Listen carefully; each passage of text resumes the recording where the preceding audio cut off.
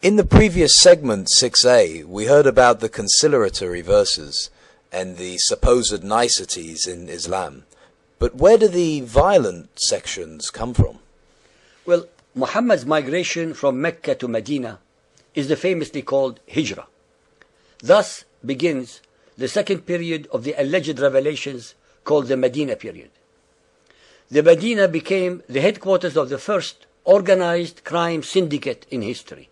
Muhammad sent piratical raiding parties to slaughter, plunder, rape and enslave so-called unbelieving Arabs, the majority in the Arabian Peninsula.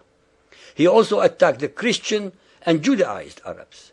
These attacks were conducted in ambush, without warning, and invariably during the holy and forbidden months of the Arabs. To justify any and all of his criminal and unmerciful instructions to assassinate his opponents, to attack innocent and unsuspecting other Arabs, very convenient revelations were descended upon him by Allah through the angel Gabriel, whenever and wherever he needed them, thus sanctifying his actions. It was during the Medina period that the mantra twinning and invariably associating Muhammad with Allah was also revealed. Allah and His Messenger, Allah wa Rasulahu.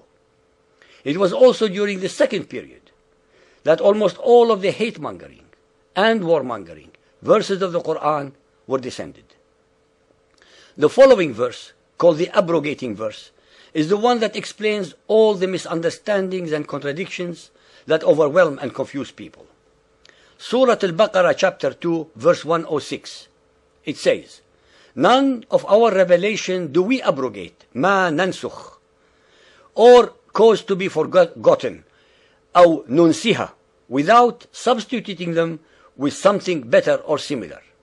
Abrogation, nasakh, means that Muhammad's Allah revealed verses that overruled, overturned, or deleted previous ones. Now let us take what is called the sword or fighting verse, for example, which was revealed in Medina.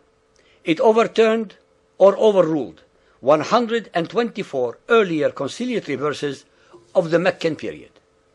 Surah At-Tawbah chapter 9 verse 5 says, "But when the forbidden months are past, then fight and slay the pagans wherever you find them, and seize them, beleaguer them, and lie in wait for them in every stratagem of war." Ibn Arabi said, the verse of the sword, chapter 9 verse 5, has abrogated 124 verses of the Quran.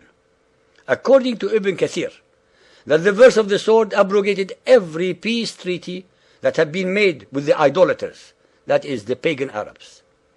Previously, you, the listeners, heard 3 conciliatory examples from the Meccan period. Now you will hear the verses which abrogated or overruled them.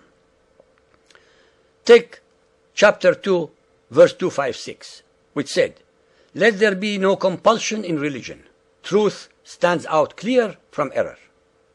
This was abrogated by chapter 3, verse 85, which says, "If anyone desires a religion other than Islam, that is submission to Allah, never will it be accepted of him." Then we go to chapter 109, verse 6, which says, "To you your religion, and to me my religion." Now look at chapter 61, verse 9, which says, "It is he who has sent his apostle with guidance and the religion of truth, that is Islam, that he may proclaim it over all religion, even though the pagans may detest it." We go to the third verse, which is chapter 15, verse 42. "Allah is our Lord and your Lord. Unto us our works, and unto you your works," and so on.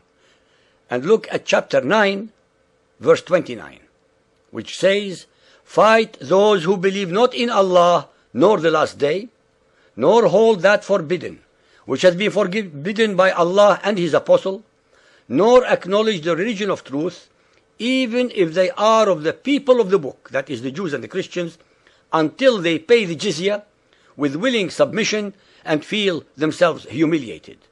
These 3 examples are but a few of the hundreds of abrogating and abrogated verses in the Quran that constitute the core beliefs that have to be followed by fundamentalist Muhammadan Muslims.